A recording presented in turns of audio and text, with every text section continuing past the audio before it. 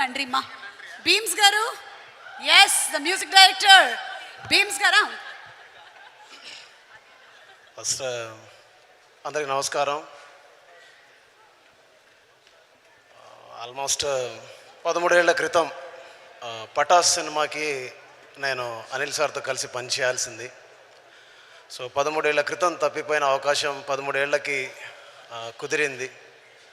And Dil Raju గారి బ్యానర్లో బలగం చేశాను. తర్వాత ఇప్పుడు ఎస్విసిలో సంక్రాంతికి వస్తున్నాను చేశాను. వెంకీ సార్తో ఫస్ట్ టైం చేస్తున్నాను. ఈ సినిమాకు సంబంధించి మాట్లాడడానికి నాకు టైం తక్కువ ఉంది కాబట్టి ఏం చెప్పలేకపోతున్నాను. కానీ ఒక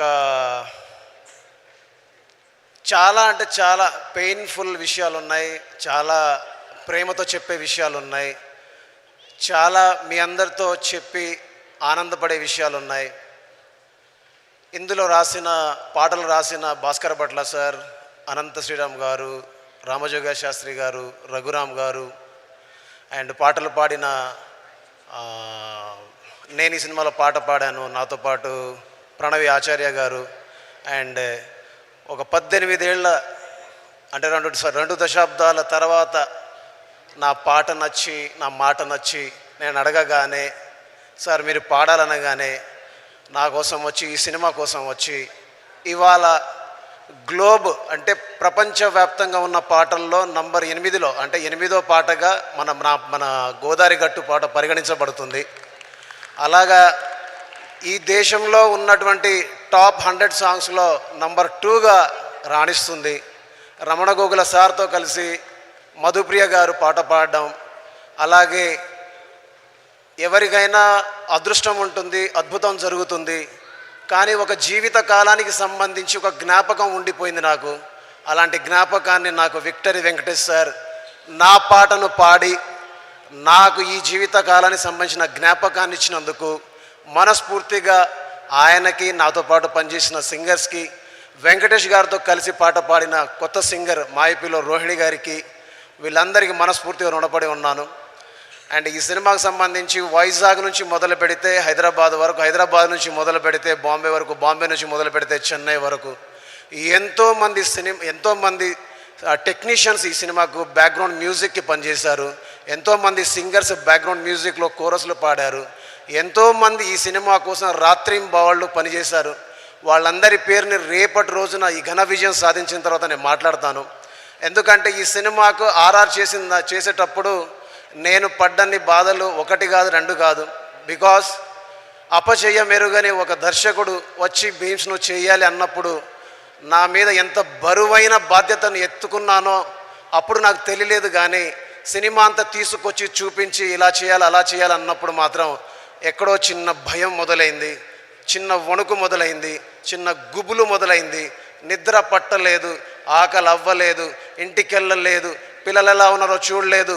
చివరికి మా అమ్మకు క్షమాపణ చెప్తున్నాను. అమ్మ, ఈరోజు నేను క్షమాపణ చెప్తున్నాను. ఎందుకంటే నీ తోడబుట్టిన పెద్ద అంటే మా పెద్దమ్మ చనిపోయినప్పుడు కూడా నేను ఆ కార్యక్రమానికి వెళ్ళలేకపోయాను.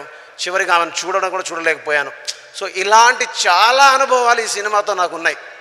కానీ ఈ సినిమా ప్రపంచవ్యాప్తంగా పాటల ద్వారా ఎంత ముందుకెళ్ళిందో, ఆ ప్రతి పదం వెనకాల, ప్రతి చప్పుడు వెనకాల, ప్రతి సౌండ్ వెనకాల, ప్రతి మ్యూజిక్ వెనకాల, నా వెనకాల, మా అందరి వెనకాల తను ముందుండి నడిపించిన అనిల్ సార్ది ఈ క్రెడిట్ అంతా.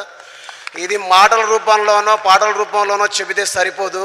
ఎందుకంటే ఒక వ్యక్తితో కలిసి పనిచేసి ఉంటే ఖచ్చితంగా అనిల్ గారితో పనిచేశానని చెప్పేవాడిని. కానీ సాక్షాత్తు ఒక వ్యవస్థతో కలిసి పనిచేసినప్పుడు ఖచ్చితంగా మీ అందరికీ ఆయన గురించి, నా ప్రయాణం గురించి మీ అందరికీ చెప్పాలి.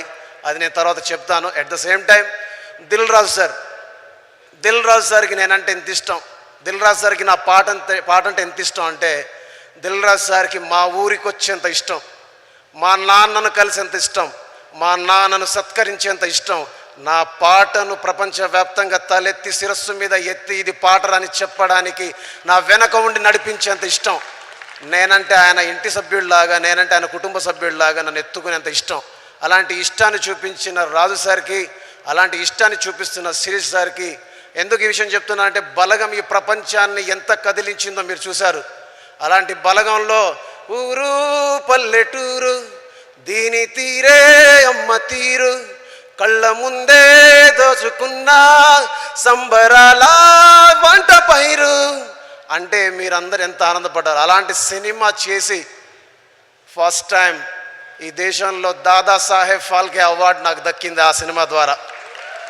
అలాంటి సినిమా ఇచ్చిన రాజు సార్ తర్వాత ఈ తెలుగు సినిమా ఇండస్ట్రీలోనే ఎన్నో ఎన్నో ఎన్నో హిట్ సినిమాలు తీసినటువంటి banner Shri Venkateswara creations. So ఎస్విసిలో పనిచేయడం అనేది ప్రతి ఒక్కరికి ఒక కళ.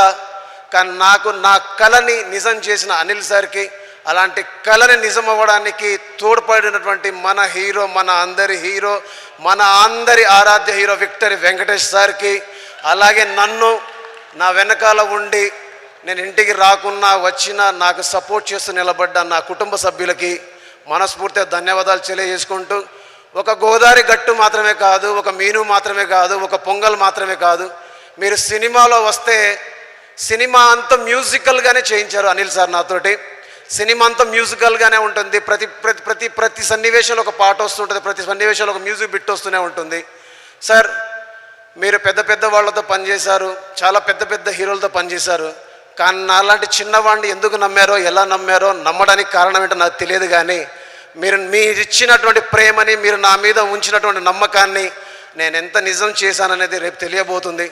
ఇఫ్ నిజంగా నేను పాస్ అయితే గనక మీరు నా మీద ఉంచిన నమ్మకాన్ని ప్రజలు నిజం చేస్తే గనక అదే నేను పొందే గొప్ప గౌరవంగా భావిస్తాను. జై హింద్.